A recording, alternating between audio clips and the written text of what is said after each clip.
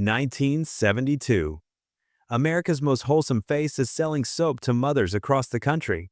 Her smile graces millions of Ivory Snow boxes with the tagline 99 and 44 over 100% pure. Fast forward 1 year, and that same face has ignited the biggest scandal in advertising history, been banned from supermarket shelves, and become the most famous woman in underground cinema. Her name was Marilyn Chambers. This is the wild, controversial, and utterly fascinating story of how she went from soap spokesperson to cultural icon through a film that nobody saw coming, The Resurrection of Eve. Buckle up, because this story has everything scandal, rebellion, mysticism, and a level of audacity that Hollywood could never touch. In 1972, two brothers from San Francisco did the impossible. Art and Jim Mitchell released Behind the Green Door, an adult film starring an unknown model named Marilyn Chambers, and it became a genuine cultural phenomenon. We're talking mainstream media coverage, celebrity buzz, and box office numbers that made Hollywood nervous. But here's the thing about lightning: can you really make it strike twice? The Mitchell brothers were about to find out, and they weren't playing it safe. By early 1973, they were already planning their follow-up, and the pressure was immense. How do you top a film that broke every boundary? Their answer was beautifully insane: go even bigger, weirder, and more ambitious. The Resurrection of Eve wasn't just going to be another adult film. Art Mitchell, the creative visionary of the duo, wanted to make a spiritual journey wrapped in controversy. He'd been inspired by European art cinema, mysticism, and the counterculture explosion happening right outside their door in San Francisco. He envisioned a film about sexual awakening as spiritual rebirth, complete with ceremonial imagery, symbolic storytelling, and a philosophical edge that would make film critics actually take it seriously.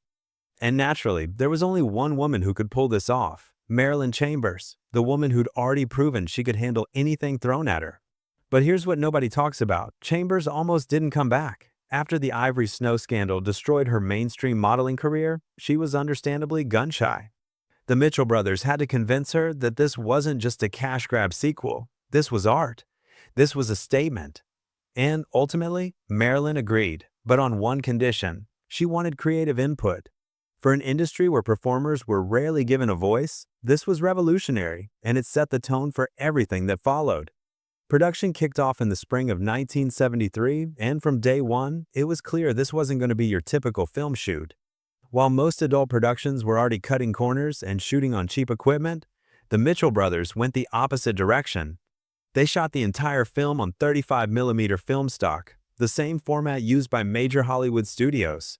This was expensive, time-consuming, and completely unnecessary for the genre, but Art Mitchell didn't care.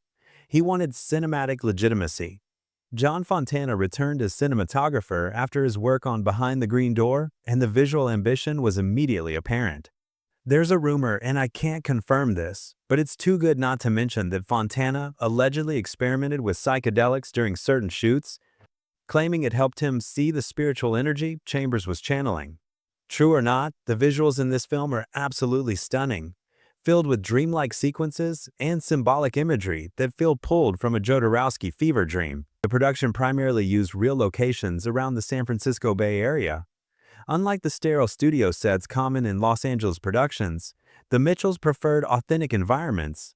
One of the film's most iconic sequences was shot at a sprawling Northern California estate, featuring elaborate ceremonial set pieces that look like something out of an occult ritual. The attention to detail was obsessive: candles, fabrics, symbolic props. Everything was chosen deliberately. But here's where things get interesting. The cast and crew reportedly embraced the mystical themes a little too enthusiastically. There are stories of pre-shoot meditation sessions, discussions about sexual energy and spiritual transformation, and a general vibe on set that was equal parts hippie commune and professional film production. One crew member later joked that they weren't sure if they were making a movie or joining a cult. Chambers threw herself into the role completely. This wasn't just another performance for her, it was personal. She'd been publicly shamed, ostracized from mainstream work, and turned into a national controversy. The Resurrection of Eve became her response, her way of saying she wouldn't apologize for her choices. And you can see it in her performance. There's a vulnerability and intensity that goes beyond what the script required. The supporting cast featured a mix of San Francisco regulars, but the film's structure kept Chambers at the center of nearly every scene. This was her showcase, her moment to prove she wasn't just a scandal, she was a legitimate performer. The Mitchell brothers also made a bold stylistic choice. They embraced non-linear storytelling, dream sequences, and surreal visual metaphors. For a genre film in 1973, this was wildly ambitious and, frankly, kind of risky, but it paid off. Alright, pause for a second.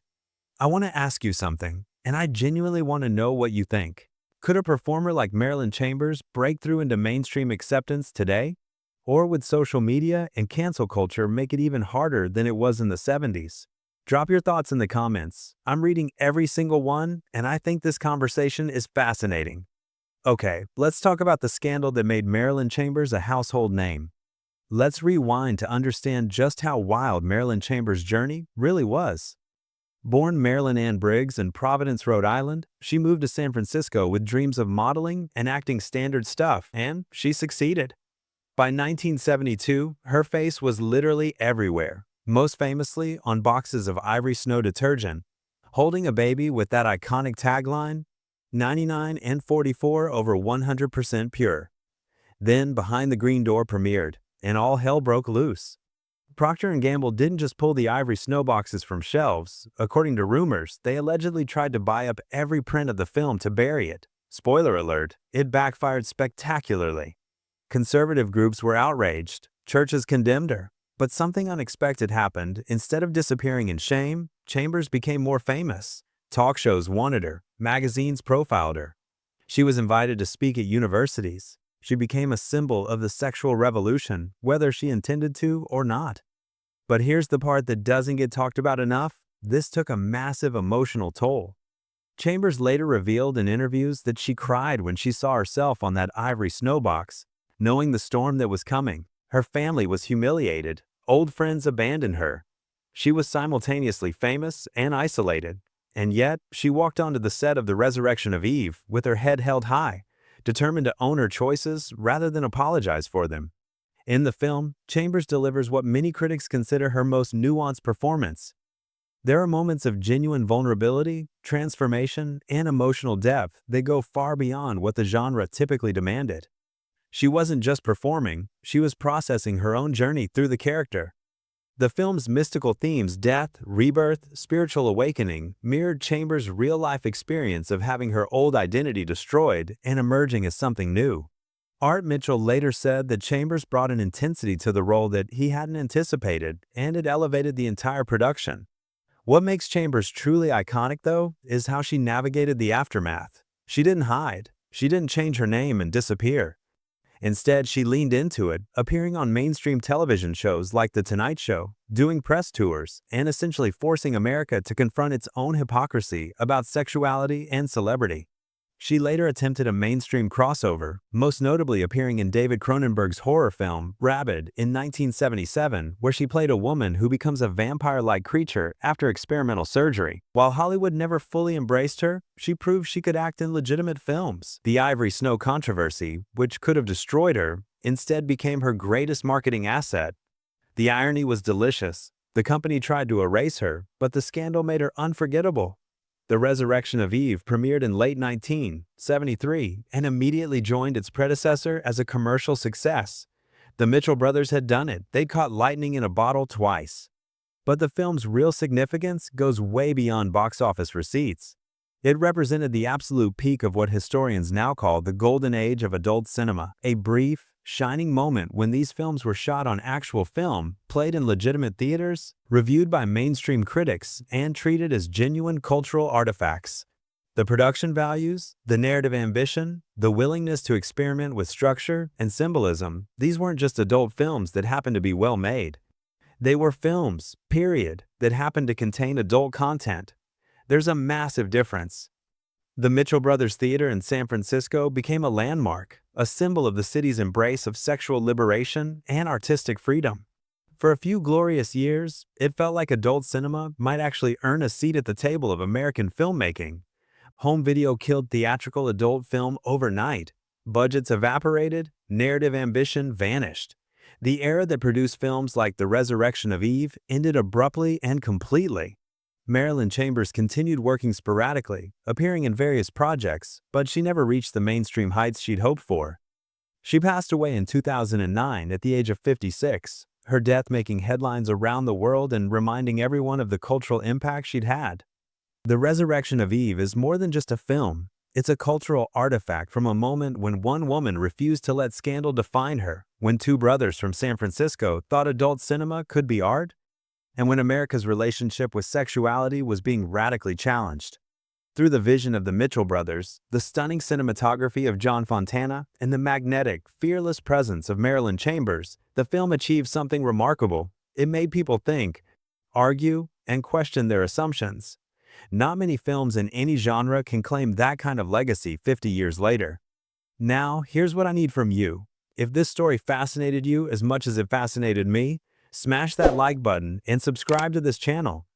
I've got an entire library of these hidden film histories coming your way, and trust me, the stories only get wilder from here. And here's the big question. Should I cover Behind the Green Door next and tell the story of how this whole phenomenon started? Or should I dive into another Mitchell Brothers production? You decide. Drop a comment right now and tell me where this series goes next. Your input literally shapes what I make.